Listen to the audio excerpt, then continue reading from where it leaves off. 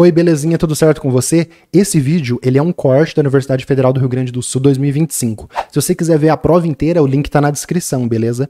E se esse vídeo valer a pena pra você, não perde a chance de se inscrever no canal, dar aquela curtida que me ajuda demais, maravilha? Vamos pra resolução? Passando aqui de página, né? Questão 36, pessoal. Então, Universidade Federal do Rio Grande do Sul 2025. Sobre as propriedades das soluções, assinale com verdadeiro ou falso as afirmações abaixo. Então, uma solução aquosa de sulfato de magnésio congela em uma temperatura menor do que 0 graus Celsius. E congelar, mudar a temperatura de ebulição, temperatura de congelamento, o que é? Propriedades coligativas físico-química, pessoal. Então, aqui, temperatura de congelamento. Segunda, uma solução diluída de ureia possui a mesma temperatura de ebulição do que uma solução diluída de brometo de potássio, ambas na mesma concentração molar. Nossa, o que é concentração molar? Aguenta aí que a gente vai ver. E aqui, temperatura de congelamento, temperatura de ebulição. Beleza. A pressão de vapor em equilíbrio de uma solução 0,01 mol por quilo de cloreto de sódio é maior do que a pressão de vapor de uma solução 0,01 mol por quilo de cloreto de alumínio. Ambas na mesma temperatura. Então, pressão de vapor, como que essas concentrações vão influenciar na pressão de vapor? Tá vendo que a concentração está aqui em mol por quilo? Esse mol por quilo, mol por litro é concentração molar, mol por quilo é concentração molar. Quando a gente faz as contas em propriedades coligativas, tem que ser em mol por quilo. Na solução diluída vai ser praticamente a mesma coisa, tá? Porque 1 litro de água é 1 quilo de água. Então, mol por quilo, em solução diluída, tal, mol por quilo e mol por litro vai ser quase igual. Mas é diferente, você tem que trabalhar em mol por quilo quando tiver situações mais específicas aí. E a água pura na osmose reversa, utilizada na dessalinização da água do mar, passa através de uma membrana semipermeável diluindo a água salgada? Não, pessoal. A água salgada vai ficando mais concentrada, a gente vai ver osmose e osmose reversa. Então, bastante coisa para a gente estudar. É uma questão aí difícil, tá? Média para difícil. Bastantes propriedades coligativas. Vamos lá, vamos entender aqui. Então, como que você faz quando tem um exercício de propriedade coligativa? Você desenha um becker, você tá lá. Meu Deus, propriedade coligativa, não sei. Você desenha um becker sem soluto nenhum e põe ele evaporando. Então aqui tem água pura. Água pura evaporando, ó, os desenhos. Agora aqui você desenha esse becker e coloca bolinhas de soluto fora de escala. Então aqui tem um soluto dissolvido. Quem que é esse soluto? Cloreto de sódio, brometo de potássio, ureia, tanto faz. Tem um soluto aqui. Você coloca menos vapor. Por quê? O soluto, quando ele está ali no líquido, ele vai causar um efeito coligativo que vai influenciar em todas essas propriedades que a gente está vendo aqui. Todas essas propriedades vão mudar da substância pura para a solução com um soluto ali. O que você vai fazer? Você vai escrever mais você, né? Assim, eu explico isso em aula, porque que acontece com mais calma, mas no exercício, use esse esqueminha para facilitar a sua vida, tá? Aí você escreve mais você. Mais, quanto mais partículas tiver, vai influenciar nesses vai ter esses 4 efeitos coligativos aqui. Então, V, volatilidade e pressão de vapor. Tá vendo que você colocou o soluto e está evaporando menos? Quando você colocar o soluto, vai diminuir, olha lá, diminuindo para baixo, setinha para baixo, V. Então, as setas são para baixo, para cima, para baixo, para cima. Como que você vai lembrar da ordem? Lembra que o E tem o chapeuzinho do mais você. O chapeuzinho te lembra que essa última seta é para cima. Aí você faz intercalando. Para cima, para baixo, para cima, para baixo. Beleza? Então você sabe que quando tiver soluto, diminui o V. O que é diminuir o V? Diminuir a evaporação, diminuir a volatilidade. Ó, o líquido está evaporando menos. Se ele evapora menos e tem menos vapor, causa menor pressão de vapor.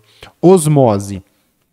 Esse líquido aqui, se tiver um pouquinho de soluto, você tem que segurar, a gente vai ver isso melhor na terceira parte, mas a pressão que você tem que fazer para impedir a osmose vai ter um valor. Quanto mais soluto tiver aqui, maior vai ter que ser a pressão para impedir a osmose, maior a pressão osmótica. A gente vai entender isso mais para frente do O, tá?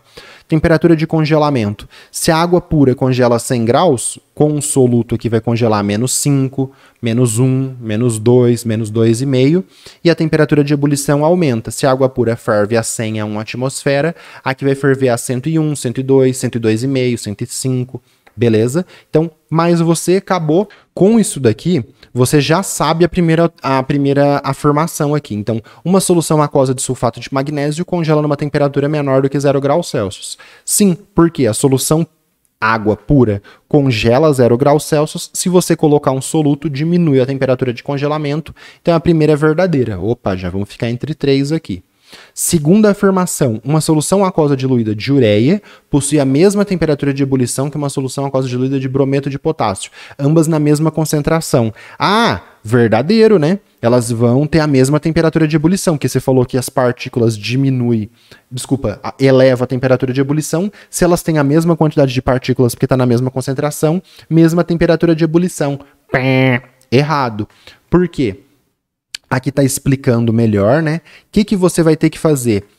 Você vai ter que ver a quantidade total de soluto que tem ali. Então aqui está a explicação para você, né? Mais você, volatilidade, pressão de vapor, coloquei. Aqui você só faz isso na hora da prova, mas aqui está explicado melhor do que eu falei. O que você tem que fazer entre a ureia e o brometo de potássio? Ver quantos íons, quantas substâncias vão ter ali depois que ele se dissolver em água.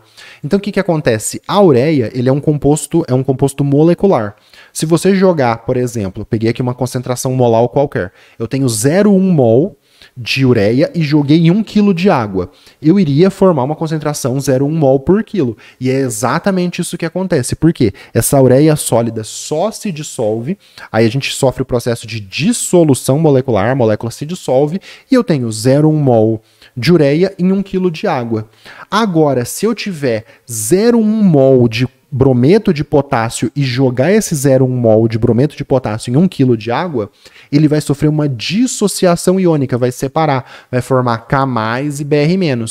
Como ele é um composto iônico, ele sofre a dissociação iônica, você vai ter 0,1 mol de K+, 0,1 mol de Br-, aí você soma, você tem mais soluto no KBr. Então é como se fosse assim, a ureia vai ter uma quantidade de soluto, o KBr vai ter o dobro de soluto. O dobro de soluto vai fazer o dobro de efeito coligativo. Então, se você fez uma concentração de ureia e subiu para 101 graus a temperatura de ebulição, com o KBr, então aqui você colocou soluto, a temperatura de ebulição elevou, vai ferver a 101. Aqui, como tem o dobro de soluto, vai ter o dobro de efeito e vai ferver a 102, por exemplo. Então, elas fervem, ebulem, tem a mesma temperatura de ebulição? Não. A de ureia tem uma temperatura de ebulição menor, porque tem menos soluto. O KBr, que tem mais soluto, vai ter uma temperatura de ebulição maior. Ambas sofreram o efeito de aumentar a temperatura de ebulição. Então, água pura ferve a 100, uma concentração que eu estou inventando aqui, com ureia ferve a 101, nessa mesma concentração de KBr vai ferver a 102, porque vai ter o dobro de partículas ali, o dobro de soluto, K+, Br-, por causa da dissociação iônica. Tem que fazer isso, tá? Pressão de vapor de NaCl e AlCl3, mesma coisa. O NaCl sofre dissociação iônica, forma Na+, Cl-, aí aqui ele deu uma concentração para você, 0,01 mol por quilo, 0,01 de Na+, 0,01 de Cl-, soma 0,02 mol por quilo total de soluto ali de Na+, e de Cl-. O AlCl3, ele vai separar em dissociação iônica em Al3+, e 3 Cl-. Então você tem um total de 4 partículas ali, multiplica por 4, 0,04. O AlCl3 tem mais partículas, vai ter mais efeito coligativo. Qual que é o efeito coligativo na pressão de vapor? Quanto mais partículas tiver, mais coligado vai estar o líquido, menos ele evapora, menor vai ser a pressão de vapor, porque tem menos vapor. Se tem menos vapor, esse vapor batendo, causando pressão, menos vapor, menor pressão de vapor.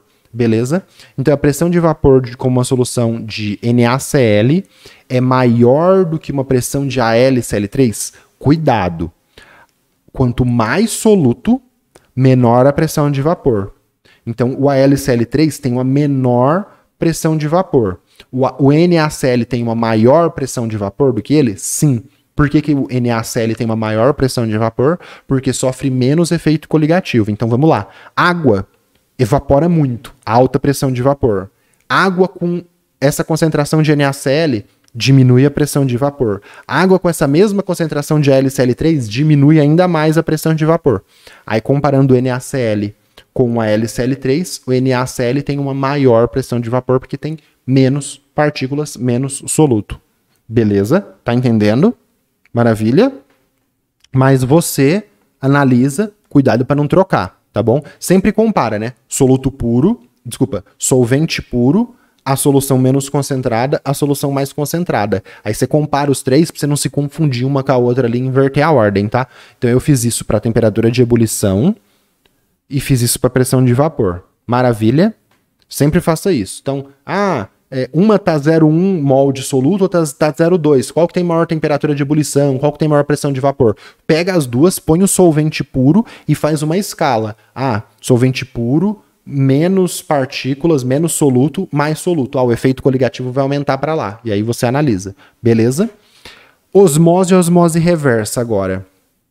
A água pura utilizada na dessalinização passa através de uma membrana semipermeável diluindo a água salgada? Não. A gente tem água pura de um lado, água só de saber, tá? Eu vou mostrar aqui para você como é que isso acontece. Mas eu tenho água pura de um lado, água do mar do outro. Eu quero concentrar a água do mar, tirar água, somente água da água do mar e ter mais água pura. Então a água do mar vai ficar mais concentrada e a água, o lado com água pura vai aumentar. Então concentra a água salgada. Então isso aqui é falso.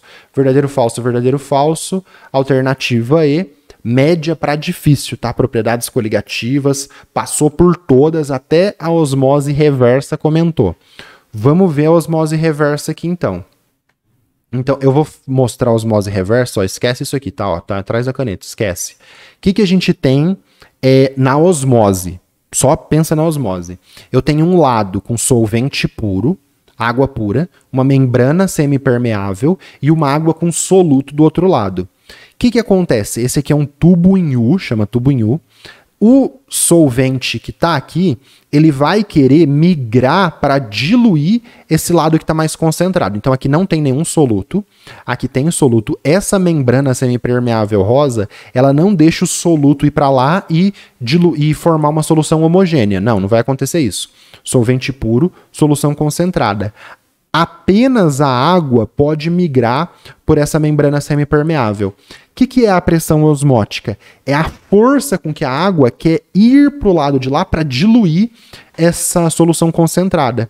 E aí como que você faz para manter os dois níveis de água, os dois níveis de líquido aqui igual? Como a água quer ir para lá, você tem que colocar um suporte aqui, um êmbolo, alguma coisa, e segurar essa força da água que está aqui. Então eu estou aplicando uma pressão externa, estou segurando um negócio ali do lado direito do tubo em U, eu estou segurando, impedindo a água de diluir aquela solução concentrada. A pressão que eu estou usando para segurar, ela é igual à pressão da água para diluir. Então esse é o jeito que a gente faz para medir a pressão osmótica. Essa pressão que eu estou fazendo aqui, laranja, para impedir a pressão da água, é igual à pressão osmótica. O que é a pressão osmótica? É a pressão da água para atravessar essa membrana semipermeável. Aí desse jeito eu calculo.